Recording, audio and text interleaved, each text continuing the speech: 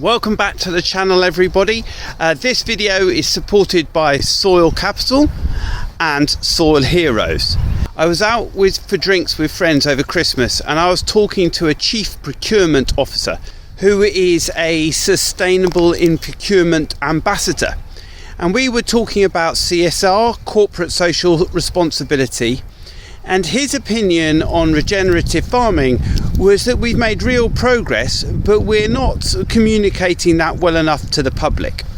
So, as many members of the public will be out walking Christmas to New Year and beyond, let me give you a clear example of how regenerative farming practices are making your lives easier right now. So, on this side of the hedge, the field has been ploughed and autumn planted, and as you can see, it's difficult to walk.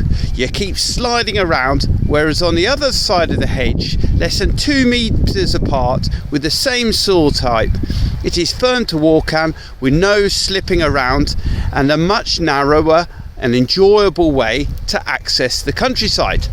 So, that's a tangible example of how regenerative agriculture is helping the public.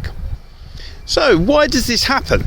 It's because water infiltrates faster on regenerative land where the wormholes haven't been disrupted and the water carrying capacity as a ploughed land has been impaired. So it's not just a question of improving our footpath walking experience, but fundamentally we've improved the rate rainfall can infiltrate into the soil. And it's reduced the amount of runoff, reducing the chance of flooding, and increasing the amount of water that can be stored in soil and ultimately the aquifer. All of which are good for humanity as a whole. If we are to demonstrate and market these benefits, which cost growers to implement, farmers need to be financially rewarded for their beneficial practices. This is where we come back to soil trading. It won't be one source of income which rewards growers for this behaviour. In my case, I've already signed up for rotational countryside stewardship schemes in order to reward me for undertaking this type of behaviour. But it will also involve carbon trading. I am now quite comfortable with the fact that carbon credits are an annual credit. You might lose some of the value if you pull out of a long-term trading relationship with a particular platform, but fundamentally the carbon credit is associated with your behaviour in a single year. With this in mind, I remain comfortable with the commitment that I'm about to make, and therefore with the association with trading carbon credits. For me, it's about taking as many varied income streams as possible in order to make regenerative farming financially viable. As such, I have reached a decision about which platform I wish to proceed with. Regarding the two platforms we've been looking at, I have been working with Soil Capital and Soil Heroes. They are actually two quite different services.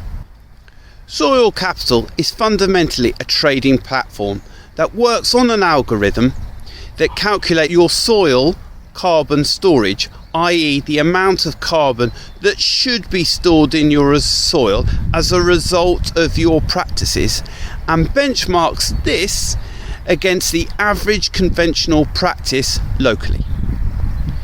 This is backed up by on-farm verification, but fundamentally credits are calculated by the algorithm. Soil Heroes, by contrast, is much closer to corporate social responsibility. The platform is much more about individual relationship between the farmer and the sponsors supporting the improvements in soil carbon. So, it's not fair to make a direct comparison between the two platforms. Soil Capital requires the whole farm to commit to their platform, in an all or nothing basis, as they are concerned about carbon leakage. This is the process by which carbon friendly behaviour occurs in one area of the farm while carbon naughty behaviour occurs elsewhere. So, as I've explained before, we have split our farm with 50% into low input regenerative and 50% into conventional with direct drilling and cover crops. The half that is in low cost full regenerative is closer to Aylesbury. It has much more challenges with land tenure, access and development potential.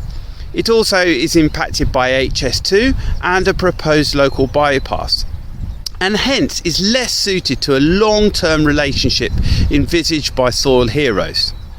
With a one-to-one relationship with a sponsor, it might be more and more difficult conversation to explain why my best regenerative field is now a bypass. The alternative is my father's farm, which I farm in partnership with him. It's in an AONB, an area of outstanding natural beauty at the base of the Chilterns, and it's going to be a long-term land holding. We don't foresee any future development potential or pressure on the farm. So what I have decided is to split my acreage between the two carbon platforms. My home farm closer to town, I have decided to commit to soil capital, and the AONB land where we are also interested in water quality, protecting the aquifer and ancillary regenerative practices. For example, we already undertake bird surveys. We will commit to a direct sponsor relationship envisaged by Soil Heroes. I talk a lot with farmers about the need to engage with their customers and to understand them better. Here we have two different transactions. One is a cold trade and the other requires more of a relationship and dialogue. The two different farms, two different offerings, two different practices. Twice as much work? Let's hope not.